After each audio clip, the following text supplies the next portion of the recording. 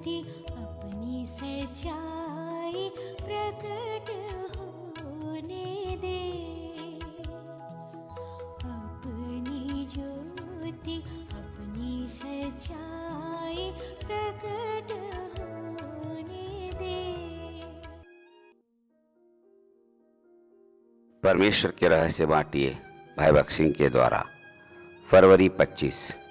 परमेश्वर के निवास स्थान के रहस्य।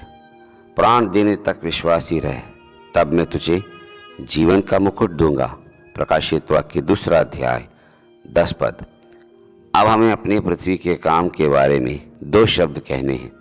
हमने देखा था कि हर एक तख्ते की लंबाई 10 हाथ की थी। बाइबल में 10 परिपक्वता का अंक है।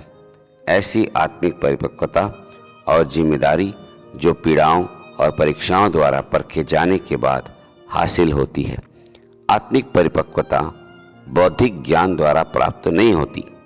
आपके पास बहुत सा सच्चा ज्ञान हो सकता है, लेकिन सिर्फ कठिनाइयां, परीक्षाओं और क्लेशों के बाद ही आप आत्मिक तौर पर परिपक्व हो सकते हैं।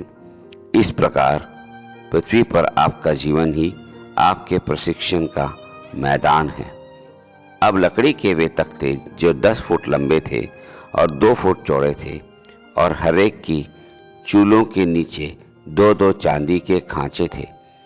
परमेश्वर खांचों के लिए सोना भी इस्तेमाल कर सकता था, लेकिन उसने चांदी का इस्तेमाल करने का चुनाव किया था।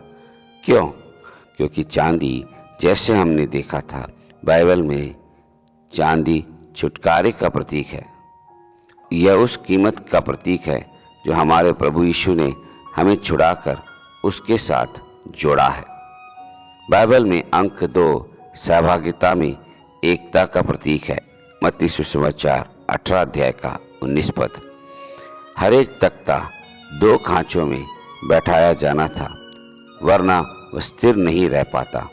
चांदी के खांचों में टिकाई गई चूलें हमें बताती है कि हम सभी के छुटकारे के लिए एक ही दाम चुकाया है, और हम सभी प्रभु के लिए एक समान मूल्यवान हैं।